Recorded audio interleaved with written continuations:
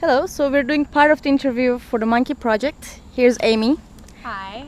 Tell me about yourself, Amy. So I'm a fourth-year PhD student at the University of Notre Dame, and currently I'm being hosted in Rudolf Meier's lab at National University of Singapore. I'm here doing my Fulbright for the year, and so this is my fourth trip out to Singapore. And right above us, it's probably going to be very hard to see, but there's an adult male monkey named Spartacus. Spartacus. Yep, Spartacus. Which you color, put color on? Yes, so he is wearing a very fancy piece of bling. It's about $3,700 US for a GPS collar for these guys. So he's a very expensive, fancy monkey right now, and he's one of 6 that is going around the island of Singapore. Why did you put color on him? So what's the purpose very little of that? is known about home ranges and primates in general.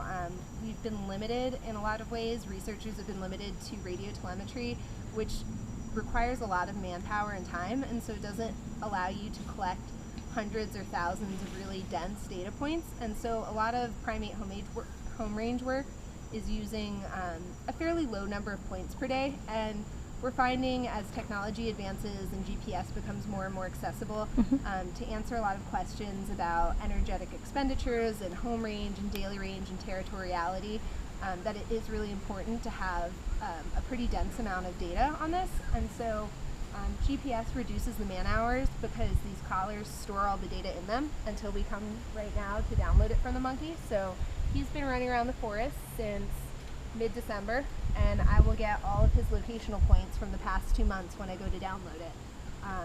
And we're also interested in helping wildlife managers with management problems, and so knowing how often they come into human settlement areas like the suburban buildup and which areas they're using. Right. Figuring out what times they go to those areas, how often it occurs, if there's certain attractants, like perhaps maybe there's a problem with trash being too accessible to the monkeys. Patterns like these we can uncover more with this dense GPS data. And so we're tracking 6 monkeys in 6 different troops. From long-tailed macaques? So Long-tailed which macaques. species? Yep, long-tailed macaques, which are the common monkey here in Singapore. There's also in Singapore a locally endangered banded leaf monkey, but there's only about 40 to 60 of them, so they're much less common and more shy.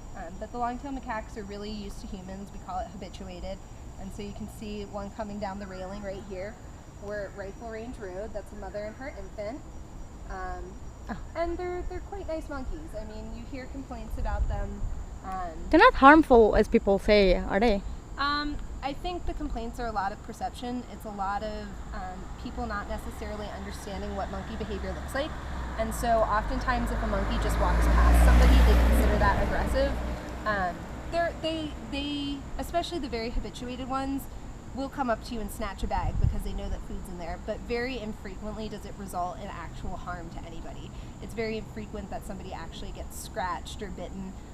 Most of the complaints, I believe national parks receive somewhere between 1,000 and 2,000 complaints a year. So considering the population here is 5 million people plus tourists plus 2,000 monkeys, that's an extremely low complaint rate given that the monkeys are in and around people all the time. And if you filter through those complaints, most of them tend to be just sightings of monkeys. Very few of them, maybe a third of them to a fourth of them, are actual, the monkey came after me, the monkey chased me, the monkey grabbed something from me.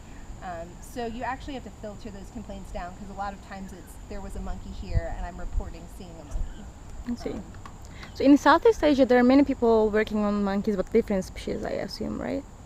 Throughout Southeast Asia, yes.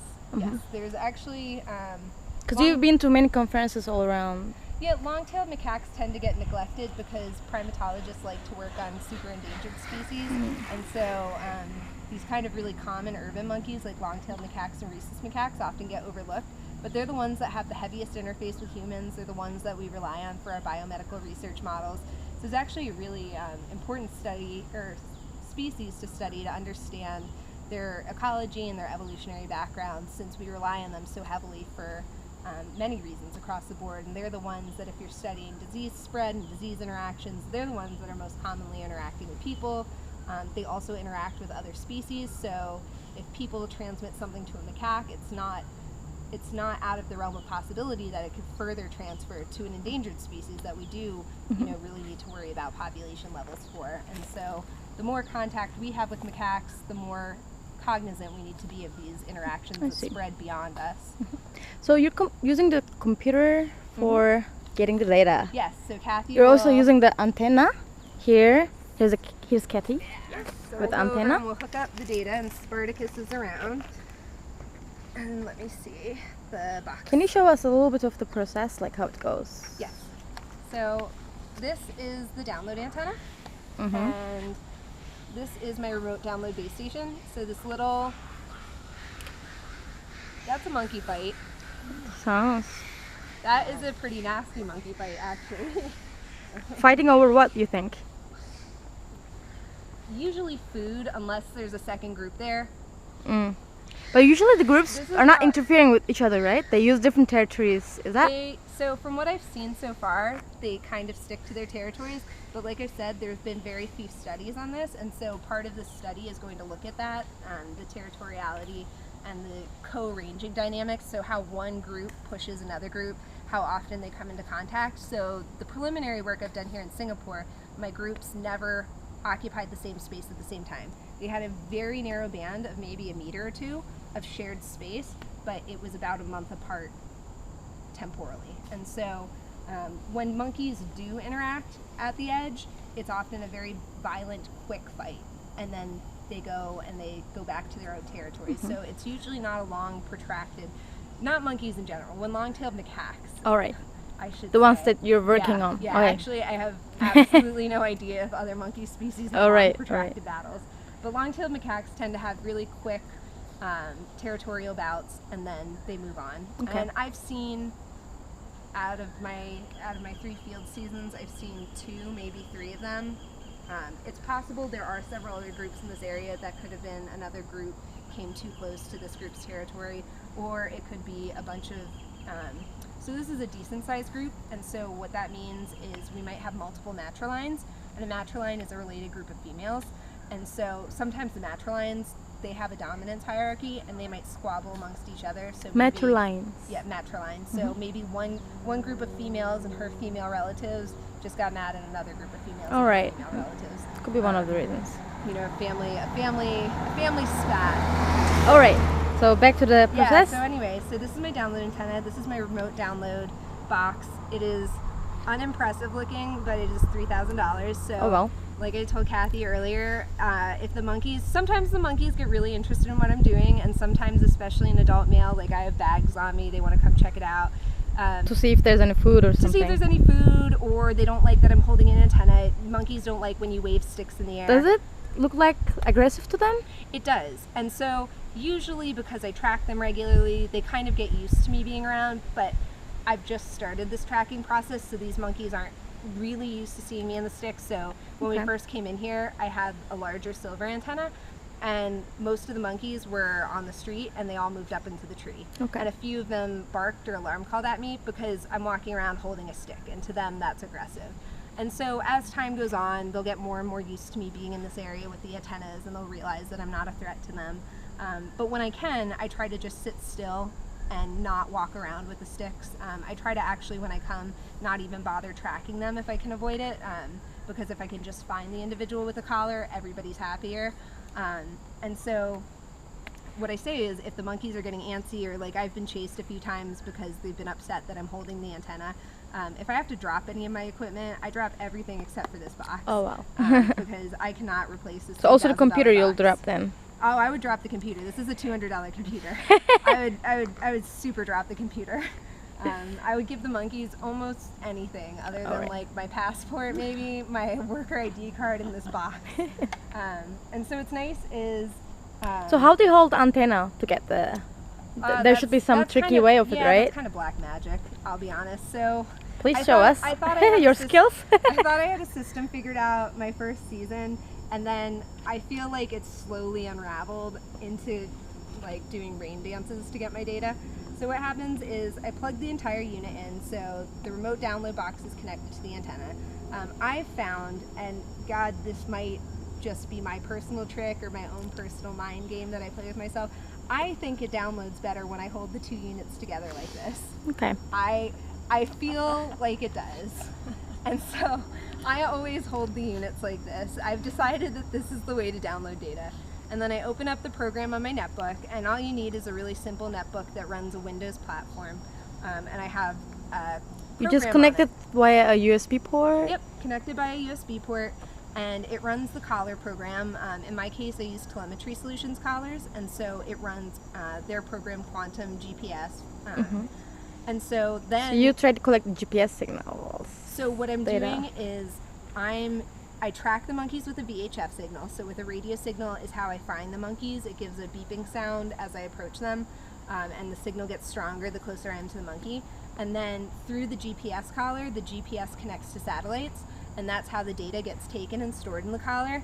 And then through this unit, it's telling the satellites to tell the GPS collar to download the data. So basically what this unit is doing is it's talking to the satellites talk to the collar talks to the satellites, and the satellites talk back to me.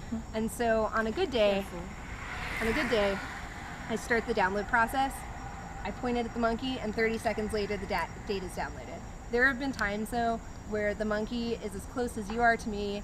I could honestly beat the monkey with this antenna, and I will follow that monkey for 45 minutes, and the data will not download. And then all of a sudden it downloads. And that's the point at which Maybe you don't put those unit and antenna together. Well, no, I'm serious. That's the point at which I'm like, how about this way? How about this way? Oh, I see. How about this way? How about this way? Like after about a half an hour, I start looking ridiculous trying to download, because I will wave this thing anyway to get it to download. And sometimes it'll download halfway and then it'll stop. And that's like the biggest letdown. And Because you got to start from the scratch? It'll give me half the data. I'll get half the data. All right. And then it's easier to download the next time because there's less data to download. But that's like so disheartening when most of it is downloaded and then stops. And Gotcha. so that thankfully doesn't happen too often. So Okay, so that's the process. Yep. So we'll go ahead. How we track the colored monkeys. Right, and each monkey has a special serial number on its collar, and so I key in the How many serial monkeys number. are being colored right now? Right now 6, but 6. national parks. So National Parks Board here in Singapore is they're some of the ones who allow my research to happen. They give me my permits, and they're also interested in the project, and so they just ordered 10 additional collars. So we're going to have 16 collars total, which is going to be the largest deployment on wild monkeys in Asia, on wild macaques, I think on captive ones too, as for that matter. There may be a similar size study of capuchins in South America, but I'm not quite sure on how many collars they have. So it's going to be far and away one of the bigger studies on home range that utilizes GPS.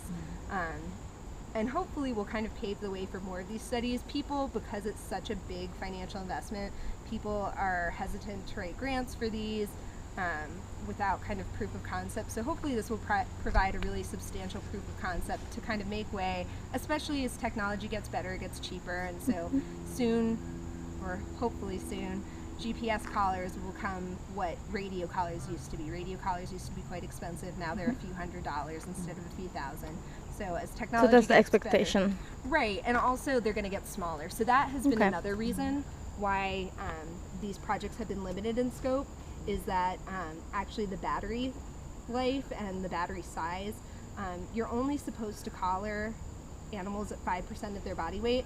And we prefer to keep it closer to 3% if we can. Like in Turkey, the bears and wolves and some of the birds vultures were being, they were colored.